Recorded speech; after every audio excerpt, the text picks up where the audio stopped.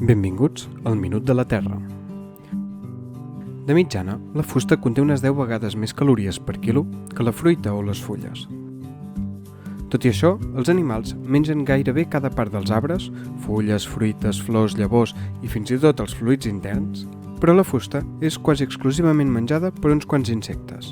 I doncs, què ho fa que no posin a la taula mateixa? Encara que la fusta està composada per el mateix hidrat de carboni nutritiu anomenat cel·lulosa que forma altres parts saboroses de l'arbre, la major part està lligada per una molècula complexa anomenada lignina.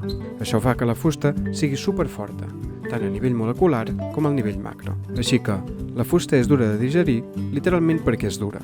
Alguns animals, com els castors, tenen les eines per rosegar-la, dents afilades, mandíbules fortes per trencar les fustes a nivell macro, la qual cosa allibera prop d'un terç de la cel·lulosa.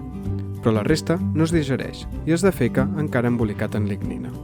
Insectes com els tèrmits poden devorar tot el tronc, perquè poden mastegar la fusta amb les seves mandíbules serrades i a més tenen la maquinària intestinal adequada, uns microbis, per trencar la lignina a nivell molecular. Perquè la lignina va evolucionar en part per ajudar les plantes a defensar-se dels atacants, bàsicament microbis, i ha obstaculitzat en gran part els intents de descompondre-la. Però uns quants milions d'anys després de l'evolució de la lignina, uns pocs microbis finalment van sortir-se'n. Alguns d'aquests semblen produir enzims que utilitzen oxigen per trencar els enllaços estrets de les molècules de lignina, alliberant així la cel·lulosa. Perquè els tèrmits i d'altres insectes digerissin la fusta, van haver de convertir aquests microbis trencadors de lignina que viuen a fora de forma independent en microbis trencadors de lignina que visquessin a dins dels seus intestins. No sabem per què més animals no han pogut posar aquests microbis a treballar per ells.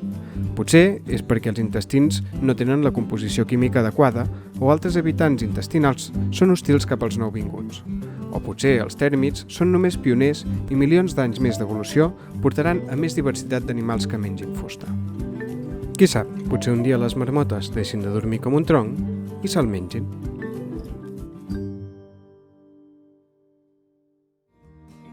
M'agrada. Em subscric. Comparteixo.